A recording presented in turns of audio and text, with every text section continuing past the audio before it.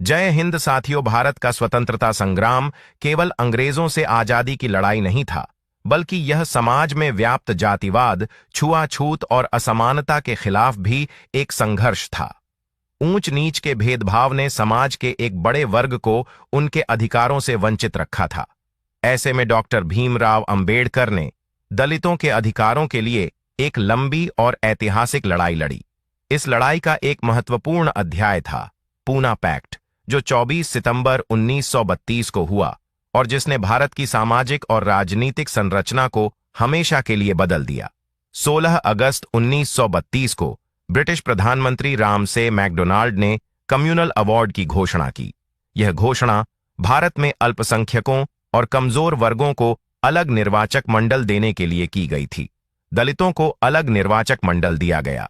इसका मतलब था कि दलित समाज अपने उम्मीदवार चुन सकते थे और बाहरी दबाव से मुक्त होकर अपना नेतृत्व विकसित कर सकते थे। मुसलमान, सिख, ईसाई और अन्य अल्पसंख्यकों को भी अलग चुनाव प्रणाली दी गई। डॉक्टर अंबेडकर इस फैसले से खुश थे क्योंकि इससे दलित समाज को एक स्वतंत्र राजनीतिक पहचान मिलती। उन्हें विश्वास था कि इस व्यवस्था से उनके समुदाय के लोग अपने प्रतिनिधियों को चुनकर समाज में अपनी स्थिति सुधार सकेंगे। लेकिन इस फैसले का महात्मा गांधी ने कड़ा विरोध किया। गांधी का विरोध और यरवदा जेल में आमरण अनशन। महात्मा गांधी को डर था कि अगर दलितों को अलग निर्वाचक मंडल मिल गया तो हिंदू समाज हमेशा के लिए बढ़ जाएगा। 20 सितंबर 1932 को गांधी जी ने यरवदा जेल, पुणे में आमरण अनशन शुरू कर दिया। उन्होंने ऐलान किया कि वे अपने प्राण त्याग देंगे, लेकिन दलितों को हिंदू समाज से अलग नहीं होने देंगे। गांधी जी के इस कदम से पूरे देश में हलचल मच गई। कांग्रेस के नेता, हिंदू महासभा और अन्य संगठन बाबा साहेब अंबेडकर पर दबाव डालने लगे। देश भर में गांधी जी के समर्थन में आंदोलन शुरू हो गया। अंबेडकर एक मुश्किल स्थिति में थे। अगर गांधी जी की मृत्यु होती तो इसका दोष दलित समाज पर आ सकता था, लेकिन वे यह भी जानते थे कि दलितों के लिए यह अधिकार बेहद जरूरी था। कई दिनों तक विचार विमर्श और दबाव के बाद 24 सितंबर 1932 को पूना पैक्ट पर सहमति बनी। नंबर 1, अलग निर्वाचक मंडल, सेपरेट इलेक्टोरेट खत्म कर दिया गया। अब दलितों को अलग से वोट डालने का अधिकार नहीं था, वे हिंदू समाज के साथ मिलकर ही वोट देंगे। नंबर 2, दलितों के लिए आरक्षित सीटों की संख्या बढ़ा दी गई। पहले ब्रिटिश सरकार ने 71 सीटें तय की थीं।